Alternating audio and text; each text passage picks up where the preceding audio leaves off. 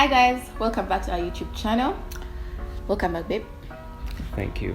Today we're going to talk about the things that we believe you must have in check before you start dating.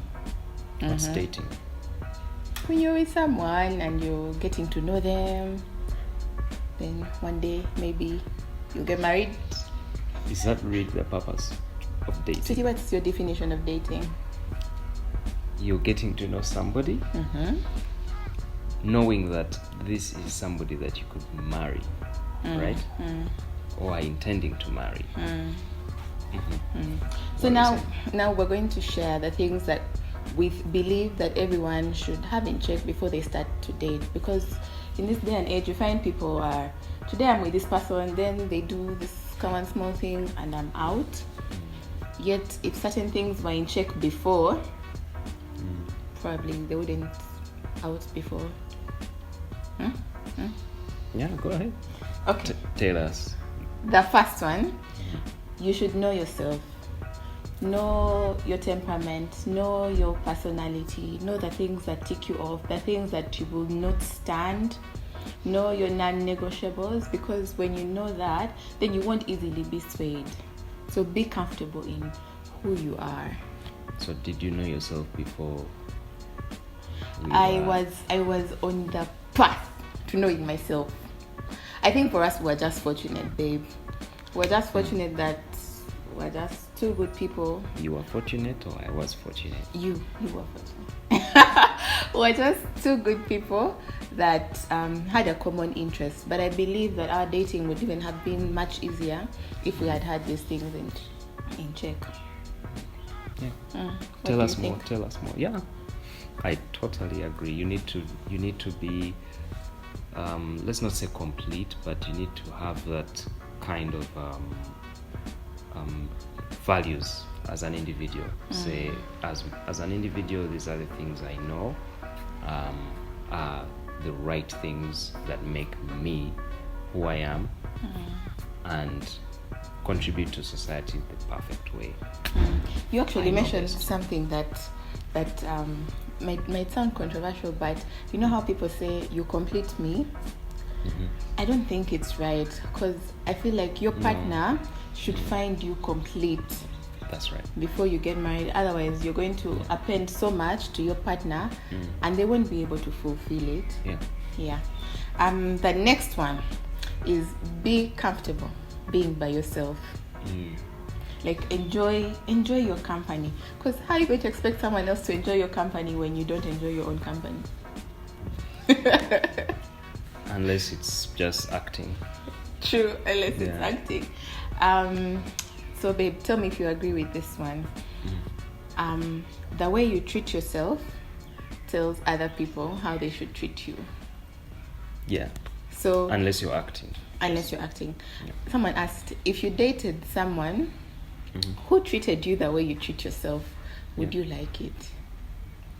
Yes and no. Because I expect them to treat me the way that comes naturally to them. Because I wouldn't want to be treated, Daisy, to say feed me rice and beans because I love rice and beans and that's what I love to treat myself with. The beauty and what makes dating interesting is that kind of thing where you get to know, oh, actually she gives me this nice pasta, which makes me rethink my love for rice and beans. So yes and no. But I think they meant it in a sense that don't wait to have a boo for them to buy you flowers. You can actually go and buy yourself flowers. You can buy yourself chocolates. You can take yourself out on dates. You can go watch a movie. Even take yourself out on a dinner date. Like, don't wait for a boo. Yeah, which you spoke about earlier, that you need to know yourself. Yeah. The next point, babe, is know what you want in a partner. Because if you don't know what you're looking for, you will go with every Tom, Dick, and Harry. Is it okay to be open-minded? Yeah, it's okay to be open-minded, but have your non-negotiables. Okay. Have the things that you say, at least if he has these 3 things, I will go with him. Let me tell you, babe. One of the things that I wanted in a husband was someone who was buff, like muscular and white. But it was not a non-negotiable because we can still get there. Seems like I have a lot of work to do. Huh? It's okay, just some gym, some push and beans. Yeah. Okay, and then the next point was use this single time to nurture your non-romantic relationships. So nurture your relationships with your girlfriends, with your parents, with your siblings, just people around you. And I believe that this will also make you an intentional person. Like you become a person who is intentional about relationship, a person who is intentional about just building and nurturing those relationships. And I think that will also help you nurture your romantic relationship. Yeah. Were you that kind of person? No. Because me, I'm more of a really closed up introvert person. So I usually will have very few friends and nurture those small groups. But you're still, even as an introvert, as much as you have few friends, you were still nurturing those friendships. I remember I used to do a lot of errands for mom and dad. Oh yeah, yes. Yeah, so you used that time quite well. Okay, so the next one, which is almost the last one, is be an honorable person. I believe that if you're an honorable person, you will attract an honorable person. A person of honor. Describe for me, what's a person of honor, babe? When you're honorable, you're a person of honor, right? Yeah, but what makes you honorable? Let's think about it in the dating perspective. If I'm honorable, I won't push you, for example, to sleep at my house because you must sleep at my house. You're my girlfriend. So what I tell you goes.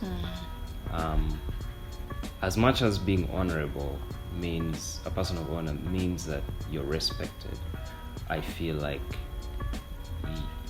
you must also be a person who respects the values of whoever you're dating or courting. I prefer the word courting, but but you see, babe, not everyone is courting. Sometimes you have to date someone to see whether you want to actually court them. That's a topic for another day. But I think if you are able to respect the other person's, if you're able to respect the other person's values while maintaining your values or finding a way to put your values together, then you're a person of honor. I agree. A person of honor is respected and is respectful. Someone who won't crush your ego, someone who won't talk down on you. You know that there are many things that, especially women, we accept because I cannot lose this man. But then he's from this area. He's from this area, or he has money, and then he'll do all sorts of things to you. You see the red flags; they are glaring, but you ignore them. So I think our last point, babe, is let that relationship find you busy. Don't let it find you sulking and just every day Netflixing. Doesn't mean that watching Netflix is bad, but let it find you busy, growing your character, growing your career. What do you think? I love that point because for me it means a lot to me because you see, even in Genesis chapter 2, yes, God created man, he created the earth, etc. But then he discovered that this guy, it's not good for him to be alone. So then he said, okay, let's make some animals. So he made this and made that and made that and made that, and then man was naming them. He was naming them. There are certain different ways you can illustrate that, or convert that into understanding the way you need to. But he then, God himself realized, this guy is too good. However, what I've made is not adequate enough for him to partner with. Yeah, so I'll make him a helper. And I think that is why that also goes back to the first point you talked about, where you said that you complete me. Your partner needs to find you complete, meaning what the other partner is to you is a helper. So they help you in your purpose. They are not your purpose. So yeah. But sometimes your purpose aligns and you can, just like what we're doing. Yeah, but my purpose cannot be having Daisy as my wife. Definitely. Yeah, so I had my purpose, and you came in to help me in my journey to the purpose. However, we might also have we are together because we have this purpose that we have to achieve together. Yeah. I think we cannot close this video without mentioning that you have to be comfortable in your singleness. Singleness should not be a burden. Like, marriage is not an achievement. I believe it's a new season of life, but it's not an achievement. So be comfortable in your singleness. Enjoy it. Actually live your life. Don't wait to start enjoying life until when you're married. But enjoy your life when you're single. Pressure. So how do you deal with that pressure of Ignore it. How? Ignore that pressure. Because babe, what's the point of feeling that pressure and giving into it, getting married, and then the marriage doesn't work out? Or you're not happy in that marriage because you were and the people that were putting you on pressure, they'll be nowhere to be seen. Yeah, but facts. There's all this science that is around saying, if you get married or start bearing children beyond this age, then you're at risk or this or that. So you really must get married by this age. What is that? How do you deal with that? Do it right. Despite all that science, you don't want to be married to someone who you're not supposed to be married to. Period. Do you know some people? Right. Do you know some people who have got married over 40 years? Yeah, we do. And he's our friend. And do they have children? They have 3 children, and they are very happy. Yeah.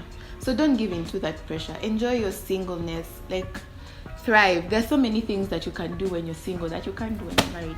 Now you have to first seek consent. But when you're single, like, we got Dubai, we go. But now if I come and say, babe, we got Dubai tomorrow, it's like, now the children, where's the money coming from? Our budget doesn't allow. It's a lot. Me, I'm okay with going, but you might be the So guys, I hope that this was helpful. I know that it was helpful. Don't forget to like the video, subscribe, share, turn on your notifications, and we'll be back next week. Bye.